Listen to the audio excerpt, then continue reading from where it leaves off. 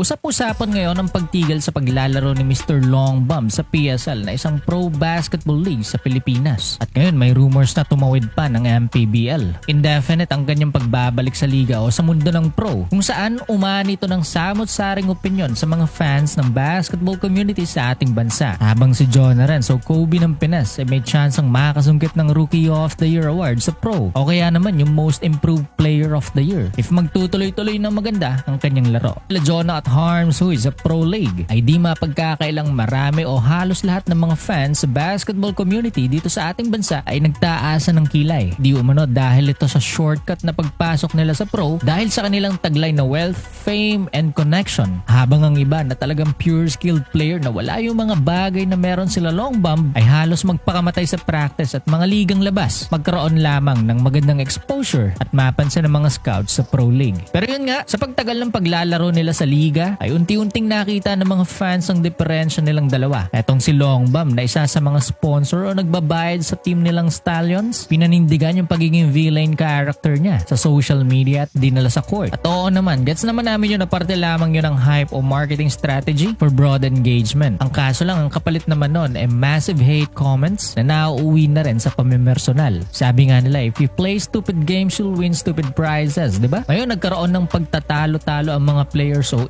issue sa team ni Longbum. Dahilan kung bakit walong players lang ang nakita nating naglaro sa kanila kontra sa San Juan. At yun nga, nakita naman natin kung paano siya sinuspinde ng liga dahil sa unsportsmanlike behavior, hinamon ng PSL Commissioner na si Jerry Esplana, pinagtripa ng mga kalaban ng mga fans at content creators, and even the game commentators itself. Talagang hindi nakapagpigil sa pagsasabi nila ng kanilang disappointment. At real talk dito kay Harms Huy. Una na ring nag-alisan dyan sa team niya yung mga elite talaga nilang players kagaya nila Ivan Ludovice, Bontuano at iba pa. Habang ito namang si Jonah, although hindi rin katanggap-tanggap sa umpisa kung paano siya nakapasok sa Pro League dahil oo naman talagang may mas deserving pa dyan kesa sa kanya na dapat ay nabibigyan na sana ng spotlight, nagpakita naman ng humbleness at respeto sa kabila ng pagtrato sa kanya ng mga anghanap buhay ay nasa Pro League. Alam naman natin na hindi talaga enough yung basketball skills na IQ ni Jonah para makatungtong agad ng ganyan kabilis sa pro. Pero ang punto, the man can still play the ball, di ba? Kasi andyan na yan eh. Kaya nagsusumikap siya sa mga practices at pinuprove niya sa sarili niya na kahit paano may ambag siya sa kanyang team. Bukod sa pagiging part ng marketing strategy ng Binyan Management. Ang maganda pa niyan sa kanya, yung bad boy image at hype niya sa social media, hindi niya dinadala sa loob ng court. Dahil alam niya yung mga limitations at maaaring makuha niyang consequences. Di ka mukha nung isa dyan, di ba? Para sa akin, ang hindi lang maganda sa kanya ay yung Kobe ng Pinas na moniker. Sa tingin ko, yun ang nagmamagnet ng hate